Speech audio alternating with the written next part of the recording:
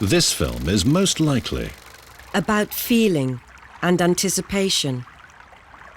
Or about movement and awareness.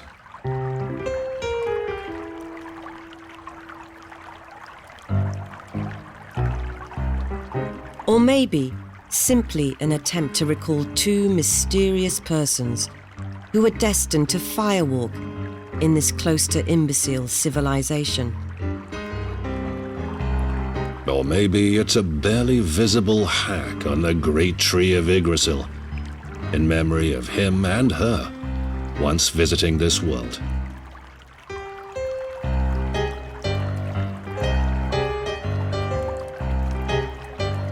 Very different, but subtly similar.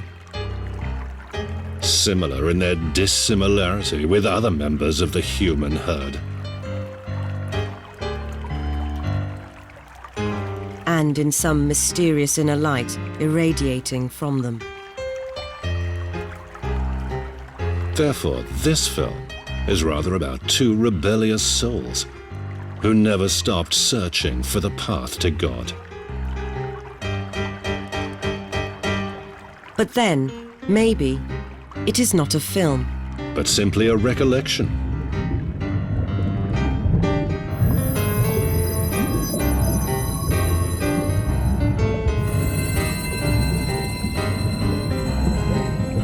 An afterlight of a sound, a swish of a shadow, a fleck of a blurred image. Of Daniil Kharms and Simone Weil. Two people impossible from the perspective of common sense. Who simply lived against the stream, in defiance of deprecating looks and whispers around them. And filled the space around them with actions that seemed morbidly deviant from the norm, but in fact were manifestations of their intransigent stance in life. When they lived, they were not destined to meet, and they most likely had no idea at all of each other's existence. But even if their paths had once crossed, there would hardly have been a chance of much love lost between them. So different those two were. So different were their thoughts and aspirations.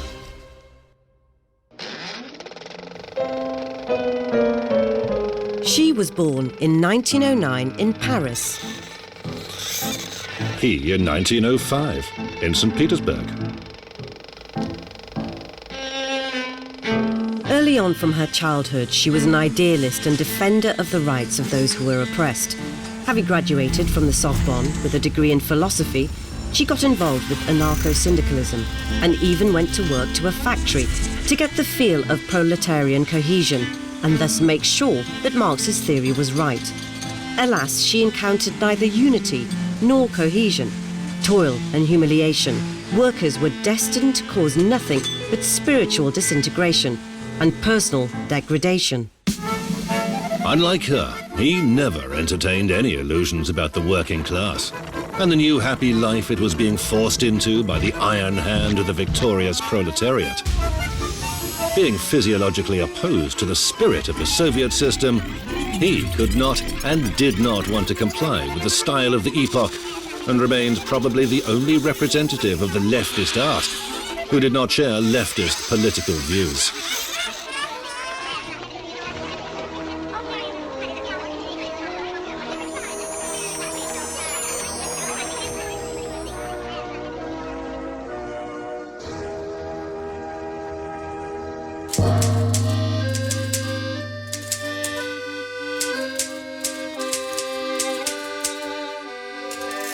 She was all contradictions, an embodiment of impossible coexistence of mutually exclusive entities, of anarchist and Christian martyr, passionate castigator of the vices of capitalism and radical critic of the Marxist theory, convinced pacifist and voluntary fighter in the civil war in Spain.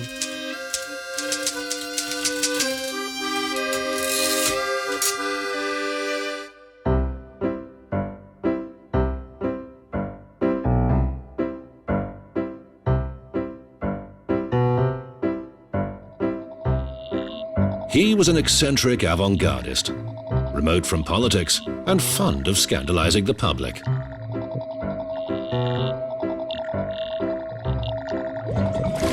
He could easily and nonchalantly transform any absurdity and nonsensicality into an elegant literary form, which, however, would have no practical meaning from the perspective of constructing socialism in a single country.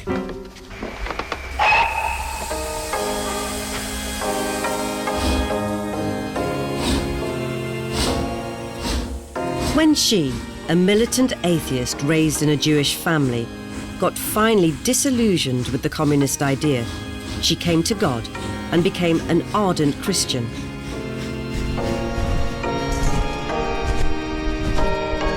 But out of principle, she did not take baptism, convinced that her destiny was to stay outside the church fence, together with all non-Christians, outcast or rejected, albeit for the reason of their own non-belief.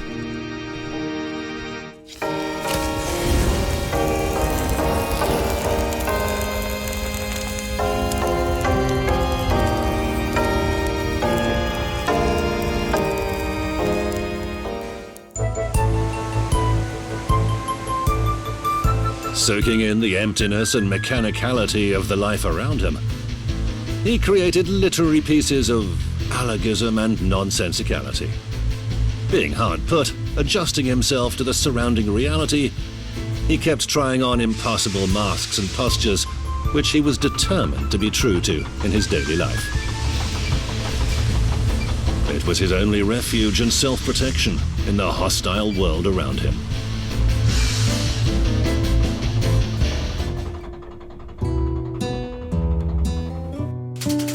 She wrote a lot, but was not keen on publishing her works.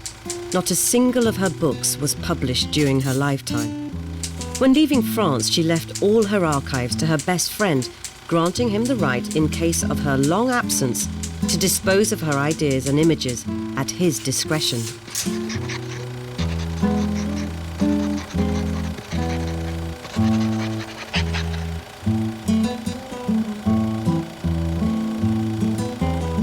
He also wrote all the time, but his works were forbidden in Soviet Russia because they were alleged to distract the working people from the tasks of socialist construction. Critics called him a literary hooligan, and the authorities arrested him for counter-revolutionary activities and even accused him of disseminating a special Jabberwocky poetic form as a means of encrypting anti-Soviet propaganda.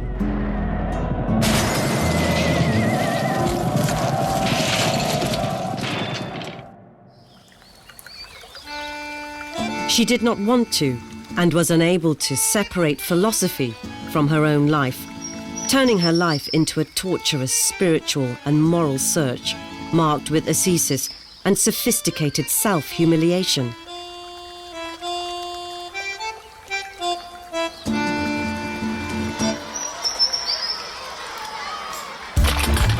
In order to earn his living, he wrote unusual and strange verses for children's magazines. He did that claiming he hated children. The children liked him, and he was a huge success reciting his verses to them.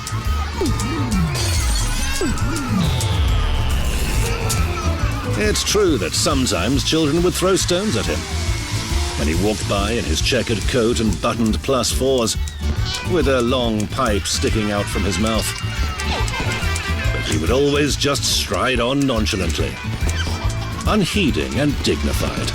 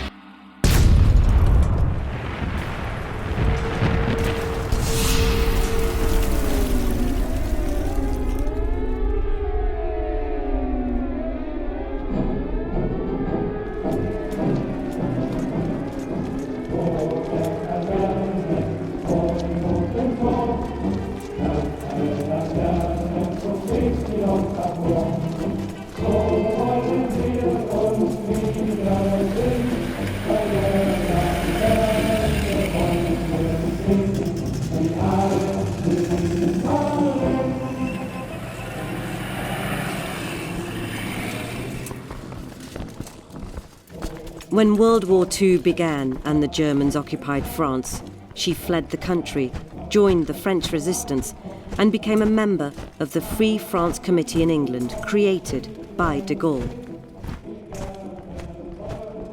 She dreamt to be smuggled to her homeland to work in the underground. But, for the purposes of solidarity, she began to drastically cut down her daily ration in order to be like her own countrymen, starving in occupation.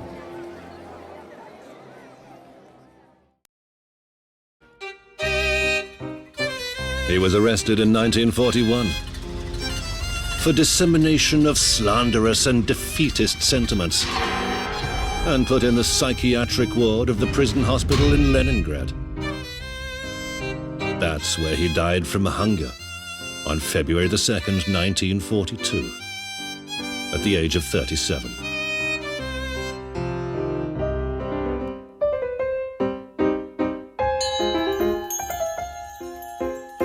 She died on August the 24th, 1943, in a TB sanatorium in a London suburb from cardiac muscle dystrophy caused by chronic malnutrition and lung tuberculosis.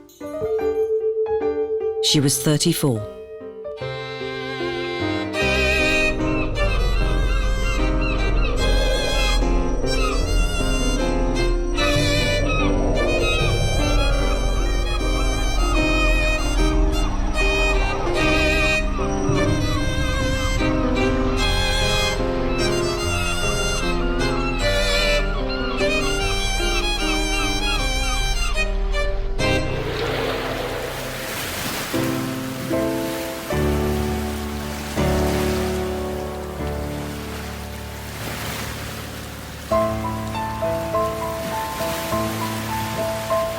We'll close our eyes, people, people.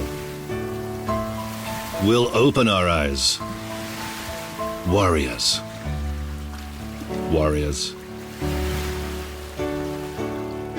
Raise us above water, angels, angels. Drown the enemy underwater, demons, demons.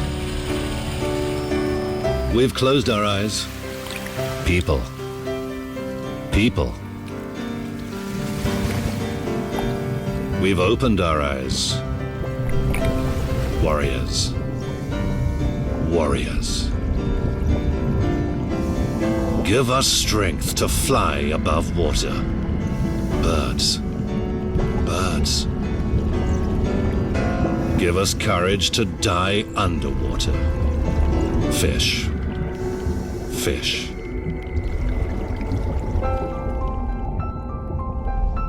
Death, an instantaneous state, without past or future, indispensable for entering eternity. If we find fullness of joy in the thought that God is, we must find the same fullness in the knowledge that we ourselves are not. For it is the same thought.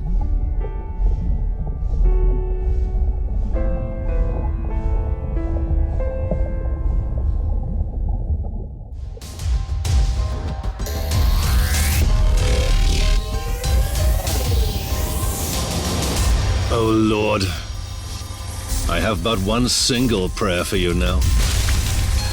Destroy me. Crush me completely. Commit me to hell. Do not stop me halfway, but deprive me of any hope, and do away with me once and for all.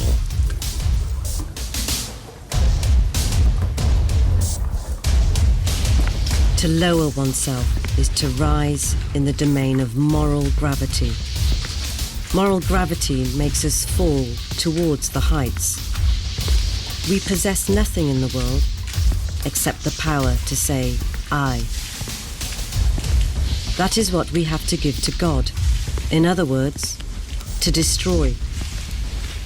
There is absolutely no other free act which is given to us to accomplish only the destruction of the I.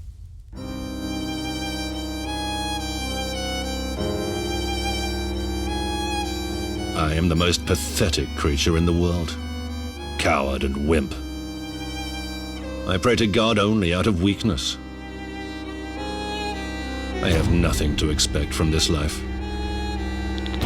The occupation I am best suited to is to serve in the Red Army.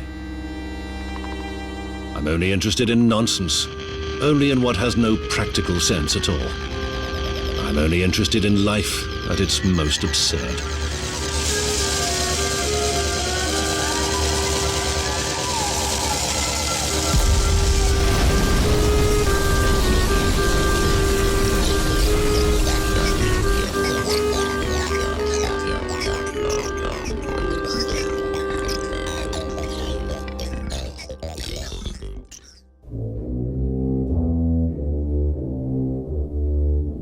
Nothing which exists is absolutely worthy of love. We must therefore love that which does not exist. This non-existent object of love is not a fiction. However, for our fictions cannot be any more worthy of love than we are of ourselves, and we are not worthy of it.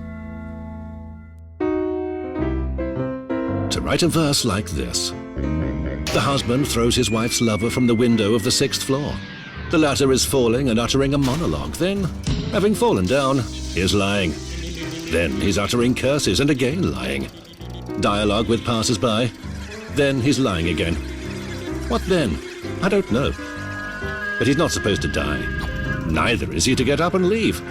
The reader, however, needs to be left with a bright impression that he is alive.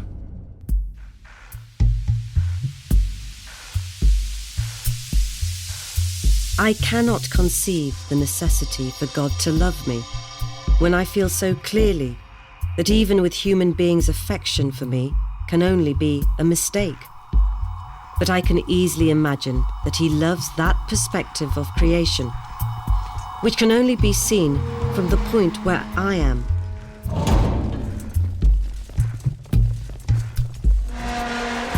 But I act as a screen. I must withdraw, so that God may make contact with the beings whom chance places in my path.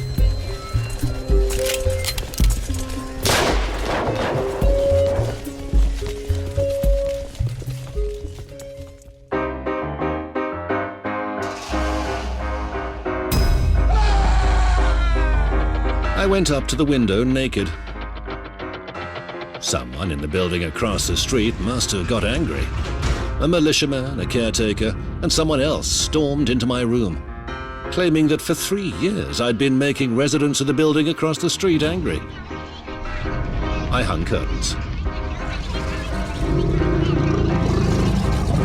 My body is disgusting to all women.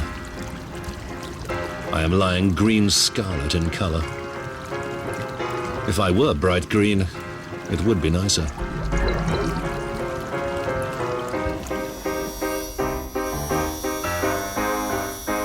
I was examining an electric light bulb and was pleased with it.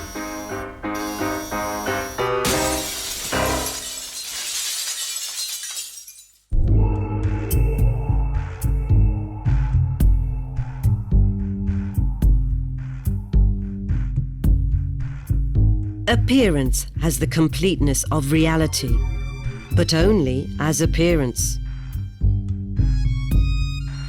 As anything other than appearance, it is error. Imagination and fiction go to make up more than 3/4 of our real life. Rare indeed are the true contacts with good and evil.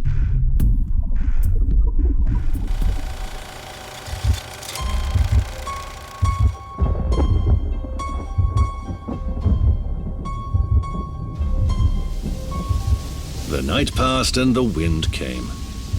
It blew from every corner.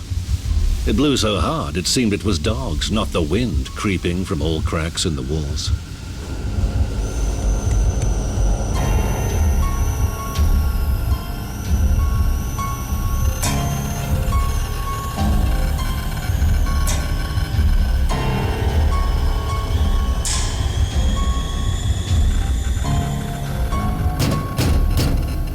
Two men emerged in the stove.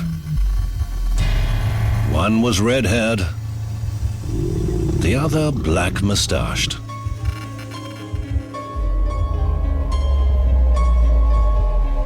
The swine stuck her snout out, snatched a piece of bread from the swill, flapped her wings, and carried it into the shed.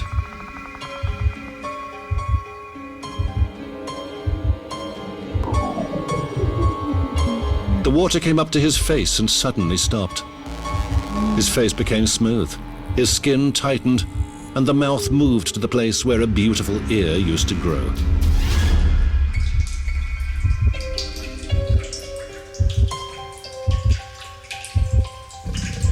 There was a face staring into each window. How horrible. They're looking from everywhere. If they are looking from inside to the street, it is not so scary as if they were looking into all the windows from the outside into the room. Lord, make peace at this place. Something strange is happening here. I need to leave instantly. It is not nice at all here.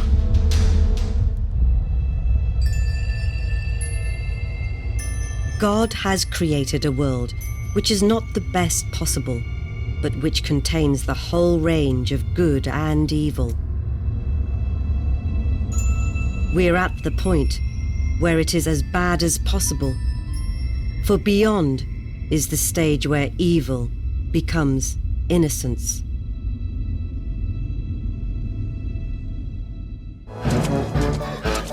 One man was trying to catch another, while the one who was running away was trying to catch a third, who, unaware of the pursuit, was simply striding along the pavement.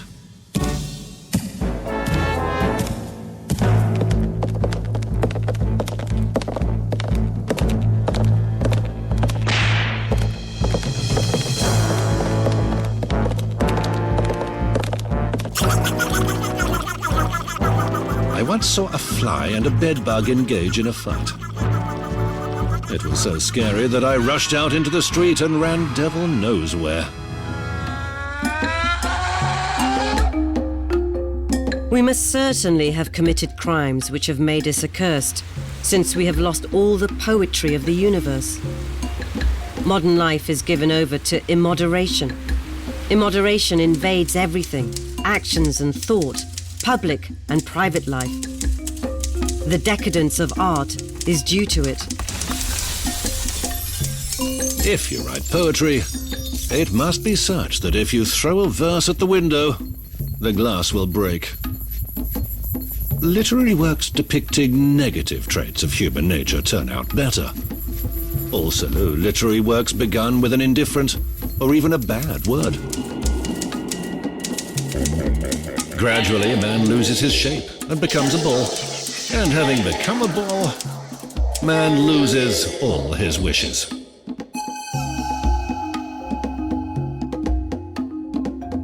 Art has no immediate future because all art is collective, and there is no more collective life. There are only dead collections of people, and also because of this breaking of the true pact between the body and the soul. Art will never be reborn, except from amidst a general anarchy. Moreover, it can only be solitary, obscure, and without an echo. A lot of people had gathered on our river embankment.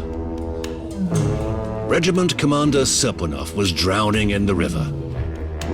He was spluttering, popping out of the water waist-high, crying and drowning again. He was throwing out his arms and again crying out to be saved. The people stood on the bank looking gloomily.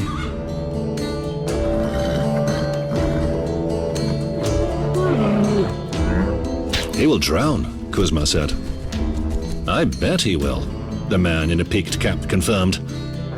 And sure enough, the regiment commander drowned. The people began to break up.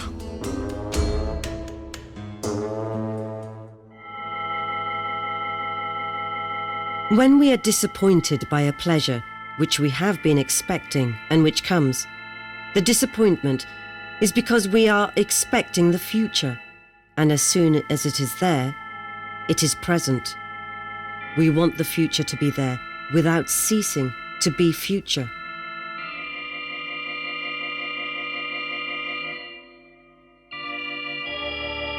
Whatever I do, I know perfectly clearly that it is not good, for he who is not good cannot do good.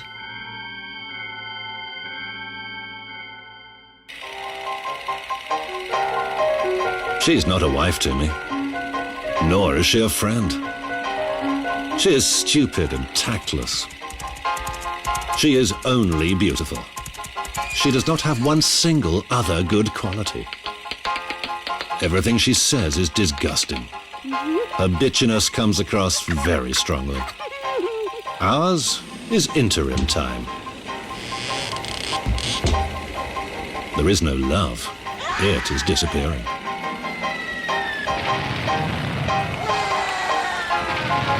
Modern relationships between M and F are paradoxical and pointless in any form. She calls me, but I know it's not for long. But what's to be done? It must be me. She has nothing to do with it. A woman like any other. It's me who is the freak.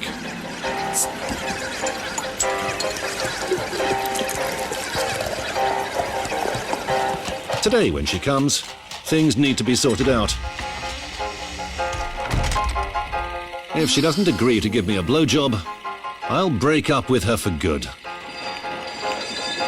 The Lord will forgive me for my doings on this Annunciation Day.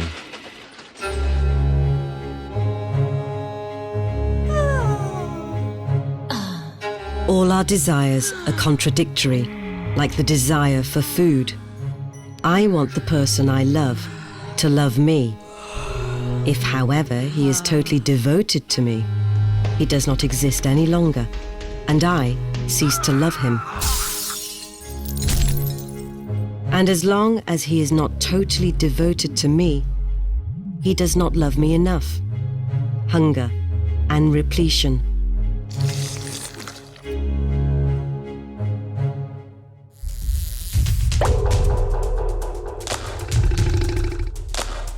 Hunger begins like this.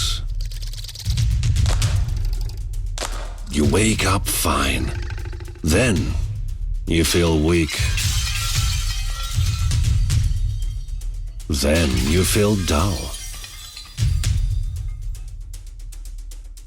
Then your mind is no longer agile. Then you feel tranquil. Then horror sets in.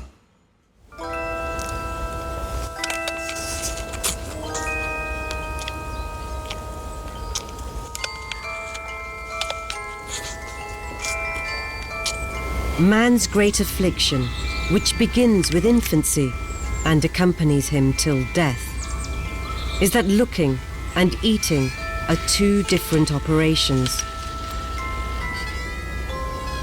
Eternal beatitude is a state where to look is to eat.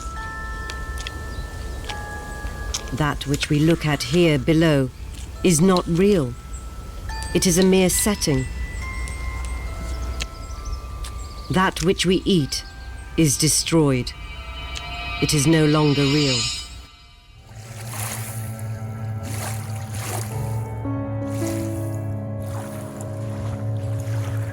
I was raising my eyes higher and higher. Here's the second floor windows. Here's the mast. Here is simply the sky. Here's paradise. And God in paradise has a face like mine. Yes, I am like man. And man is like God. And God is like the world. And the tree, the grass, and the leaf are the beginning of life. The use of reason makes things transparent to the mind. We do not, however, see what is transparent. We see that which is opaque through the transparent. The opaque which was hidden when the transparent was not transparent. We see either the dust on the window or the view beyond the window, but never the window itself. Cleaning off the dust only serves to make the view visible. The reason should be employed only to bring us to the true mysteries, the true undemonstrables, which are reality. The uncomprehended hides the incomprehensible, and should on this account be eliminated. To be able to read dreams, one needs to be able to find opposite phenomena. In most cases, a dream means just the opposite. Laughter foreruns tears, sadness, joy, boredom, fun. But then it is not every phenomenon that one can easily find the opposite meaning to. For example, you see a well. You are standing on a rail above the well. Instead of a head, you have a rooster. And instead of arms and legs, tooth powder. What does that mean? What phenomenon is opposite to it? The opposite phenomenon may be riding in a train and eating a golden buttoned sour milk. As a rule, our imagination puts words into the sounds in the same way as we idly play at making out shapes in wreaths of smoke. But when we are too exhausted, when we no longer have the courage to play, then we must have real words. We cry out for them. The cry tears our very entrails. All we get is silence.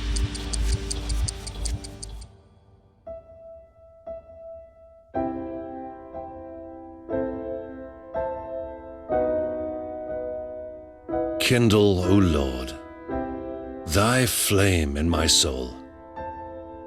Shine, O Lord, thy sun over me. Strew golden sand in front of my feet. Make a clean path to thy temple for me. Bestow, O Lord, thy word upon me, so it resounds praising thy seat. Turn, O Lord, the wheel of my life. Start the steam engine of my might. Release the brakes of my inspiration. Give me thy consolation, and let my heart imbibe from the source of thy words of wonder.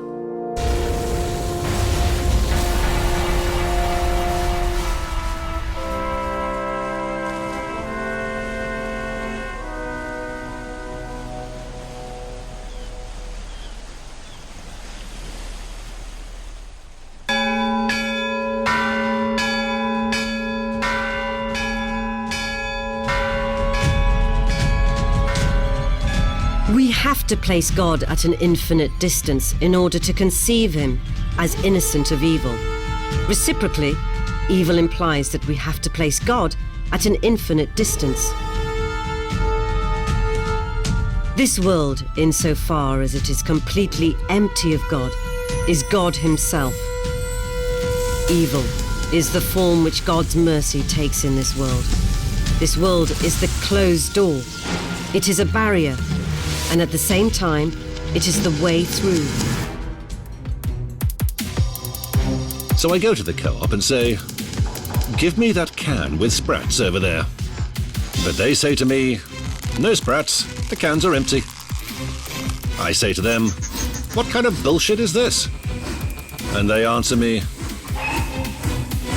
it's not due to us. Then due to whom?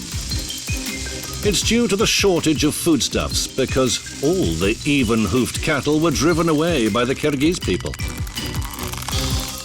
Do you have vegetables? I asked. No vegetables either. All been sold out.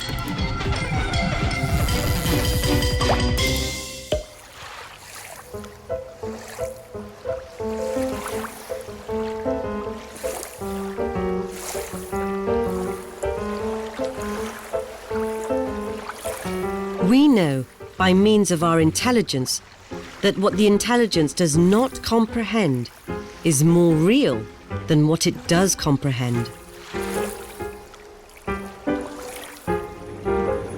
Strictly speaking, time does not exist. Yet we have to submit to it. Such is our condition. We are subject to that which does not exist.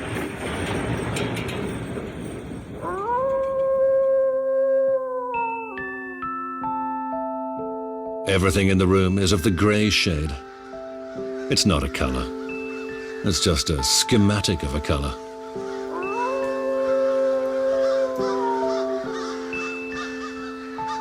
Things were primed for paint, but paint was removed. This tablecloth on the table. Although it's grey, you can see that it's actually blue. And this pencil, although it's grey, it's actually yellow. Here's me sitting on the chair, and the chair stands on the floor, and the floor is fixed to the house, and the house stands on the ground, and the ground spreads in all directions, to the right and to the left, forward and backward. But does it end anywhere? It can't but end somewhere. It simply must end somewhere.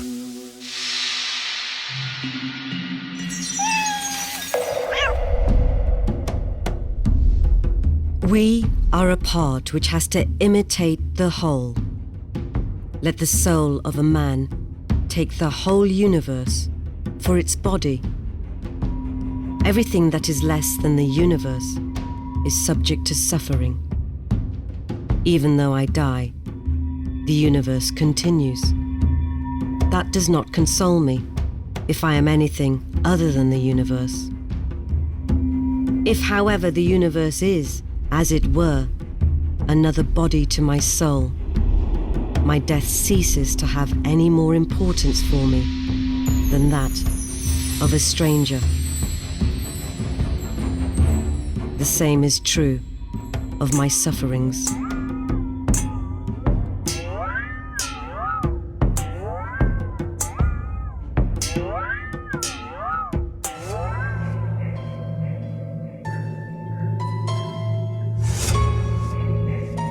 Before I come to you, I will knock on your window.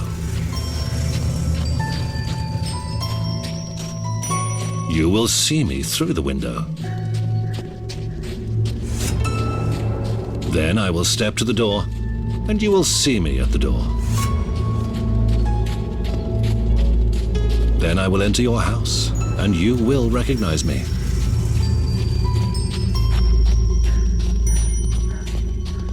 And I will enter you, and no one but you will see me or recognize me. You will see me in the window. You will see me in the door.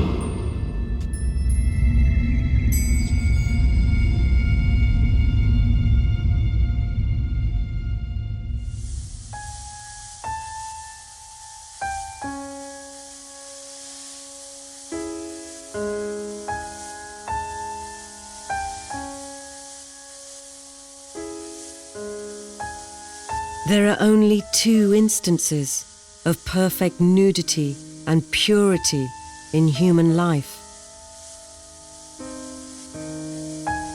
Birth and death.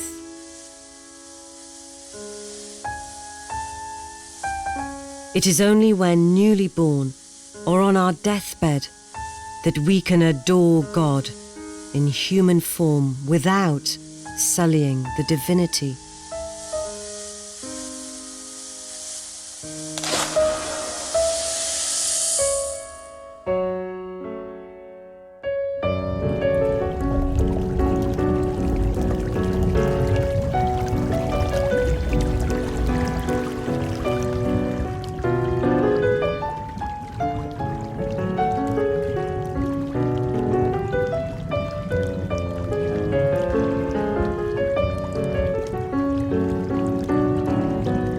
was born in the reeds. Like a mouse. My mother delivered me and put me in the water. And I floated. A fish with 4 wattles on the nose kept circling me.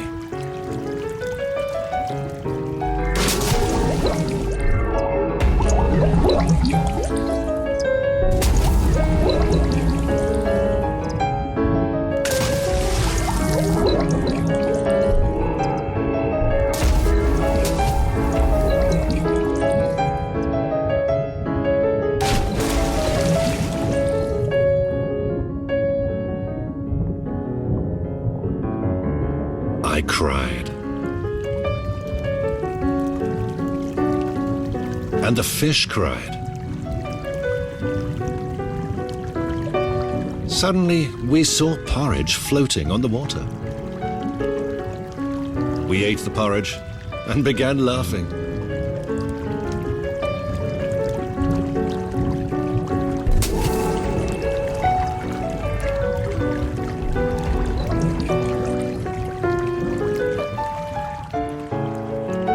We were having a lot of fun.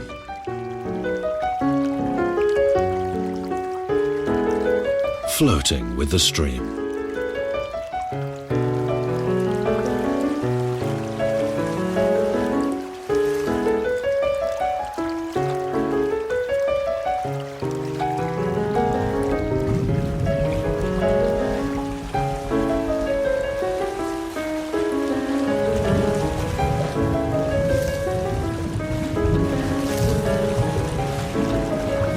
Thank you, Lord, for giving me life. This world is very good.